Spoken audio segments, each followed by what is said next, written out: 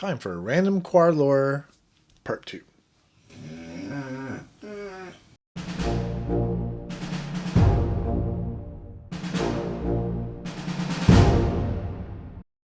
Alright, we've got customer questions from people like you off Discord and Facebook. First up, we have Chris Ross.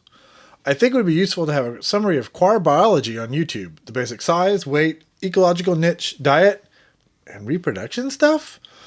Okay, Chris. Basic size. Quar are around 4 feet tall, so they're sort of goblin-sized. Weight, they're pretty dense. I don't like to guess weight. It's just rude, but they're pretty dense and heavy. If you look at their limbs, they're kind of weedy and thin, but there's some strength in there. They've got to lift up those heavy rifles, so they've got some muscle density. Ecological niche. I have no idea what that means. Let me say this.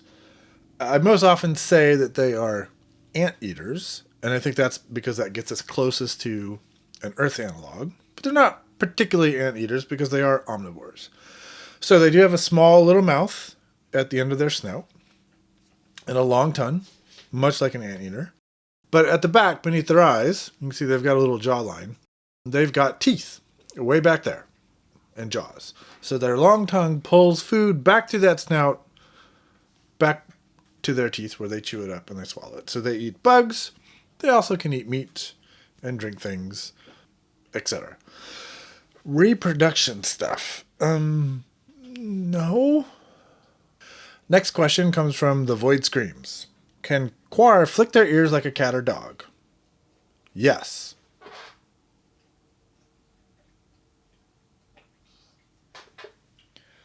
Next question is from Christopher Medvets. What are the navies up to? Being naval. Are there any naval campaigns? Absolutely. So, here's a couple of drawings of some Quar ships. I've always thought they were most like pre-World War I French dreadnoughts with all kinds of crazy turrets and hull shapes and that sort of thing. Those have always been my favorites because they're a little outlandish and crazy. So yeah, there's navies, there's big navies. We haven't dealt with them a lot because I haven't done a naval game.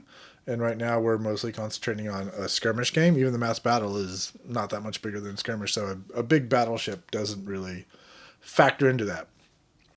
In Western Iron, I kind of lay out the size of some of the navies. But one day I'd love to get to some of the naval stuff. It'd be fun to make some small scale models of some of these ships. Next question is from Zachary. Oh, I don't know how to pronounce your last name. As somebody with a difficult to pronounce last name, I don't even want to try to pronounce your last name, Zachary Hargenroder. What do Quar voices sound like? What is their overall vocal quality and cadence? So Quar speak in hoots and whistles, although with a Welsh accent to those hoots and whistles. So all the language you see in the Quar and the video games or the videos is translated, or I guess maybe dubbed, to English. So hoots and whistles with a little bit of Welsh thrown in. Oh! Are we deploying? Let's go! Yeah, let's go, boys!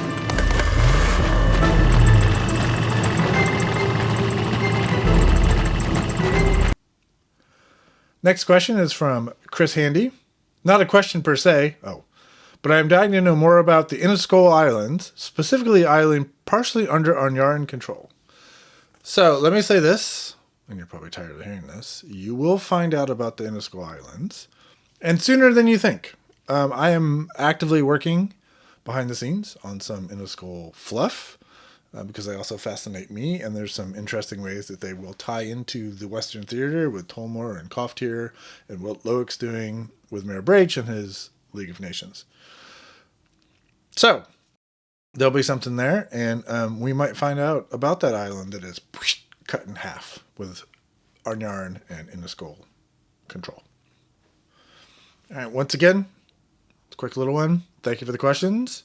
I have more on the threads I started around this. You can always add to those threads or add comments to any of these, and maybe one day I'll answer your question. Probably not. There's a lot, but, there's a chance. It's like winning the lottery. I'll talk about it. We'll see. Goodbye.